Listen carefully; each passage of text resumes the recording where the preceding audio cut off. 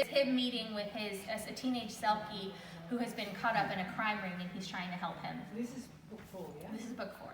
And really, even though it is a series, you can jump in at any point. It's all in the same universe, but different main character couples.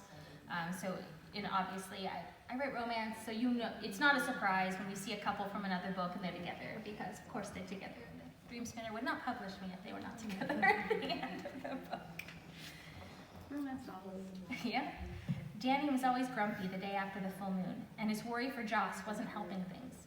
He needed to be firing on all cylinders when he talked with Joss. The kid was incredibly bright, and if Danny wasn't careful, he'd run circles around him and leave Danny as much in the dark as ever. And he couldn't let that happen. Every kid he worked with was special, and they all deserved a lot better in life than they were given. But Joss was different.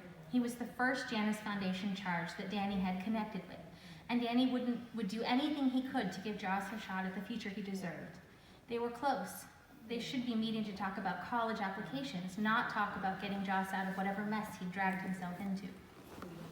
Danny was shocked to see Joss waiting inside at their usual table. Relief swept through him as he hurried in. Joss didn't look much worse for the wear, tired and a little rumpled, but he was clean and well fed. He hadn't been sleeping on the streets the whole time he'd been missing, at least. "You gotta call off that lady cop," Joss said when Danny slid into the booth. "She's gonna get me killed with all her questions." The private investigator Danny had hired. She wasn't a cop, of course, but Joss wouldn't know that, nor would it make a difference to whoever Joss was tangled up with. He held Joss's gaze and inhaled. He smelled fear, even though there wasn't a visible threat. What he didn't smell was more telling. Joss's usual salt and ocean air scent was dull, stale. "Who has your skin, Joss?" he asked quietly. Tears welled up in Joss's eyes. "You have to leave it alone, Danny, I'm begging you. You can't get involved, they'll kill you." It all made sense now. Joss was a Selkie. If someone had managed to kidnap his seal hide, he'd be bound to them until he could get it back. "Are they hurting you?" Joss shook his head. "They haven't done anything to it yet, but they will if that lady keeps asking questions." Fuck.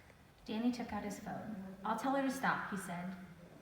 He sent her a text explaining why. He didn't need her more anyway. He'd hired her to find Joss, and here he was. "What are they making you do? How can we get your skin back?" Joss closed his eyes and hunched in on himself. "We can't. They've got witches, a lot of them, and they've got our skins warded." "Our? Shit, this was bigger than just Joss then. How many? Selkies? 8? 10? Something like that. They've got at least that many witches, too.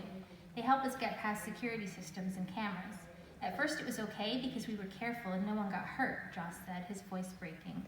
"But that changed last week when they started killing people," Danny finished for him. This was worse than he thought. He'd assumed Joss owed somebody money. He hadn't tied it to the crime ring Max was investigating. Max. Danny had to let him know they were supes. He picked up his phone again, but Joss closed a hand over his wrist, stopping him. "I'm sorry, Danny," he said, tears spilling over, terrified gaze pinned over Danny's shoulder. "They must have followed me. I swear I didn't know. I'm so sorry." Danny registered the sound of a vehicle jumping the curb a split second before the glass front of the diner shattered. He could barely hear the customers screaming over the roar of the engine as the van tore through the restaurant. His nose twitched and he almost laughed. The world was falling down around his ears and he was overcome with the urge to sneeze.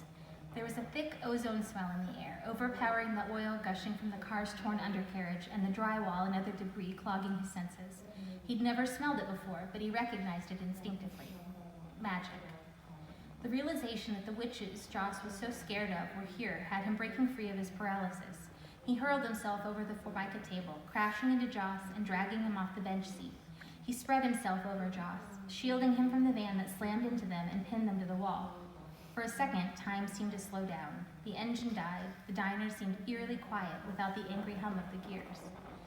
The smell of ozone thickened, filling his lungs to the point he couldn't draw a breath, and then it receded just as suddenly as the sound rushed back. Danny's body erupted in agony. He had to pour all his concentration into holding his human form and not letting himself shift to wolf, and he was dizzy with the effort. Joss was still beneath him, breathing heavy but unimpeded. Danny rested his head against Joss's shoulder, comforted by each rise and fall of his chest. His own breaths were harsh and painful. It was almost impossible to separate out individual injuries from the white-hot pain that seared through him. but he was reasonably certain he was still in one piece. "Danny, are you alive?"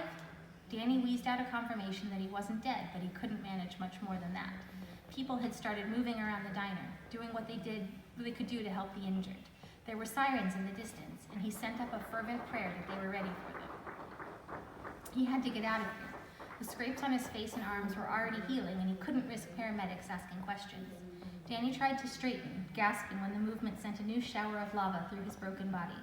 Joss had managed to flip himself around so he could help support Danny's weight. "What are you doing? Stop moving, Danny. You could have broken your back." "Gotta go," he gritted out. "I'm healing." "Yes, you need help healing. Just stay still." His broken bones wouldn't heal until they were set correctly, but he couldn't let himself be taken to a hospital. It was something ingrained in wolflings from the moment of their turn, if not earlier. He repeated it in his head like a mantra to keep himself from passing out. Secrecy is everything. Don't let the humans know what you are. The sirens were unbearably loud now. Danny tried one more time to push himself up, but he ended up dry heaving when the movement jarred his dislocated shoulder. He looked into Joss's wide, terrified eyes, and then the world went black.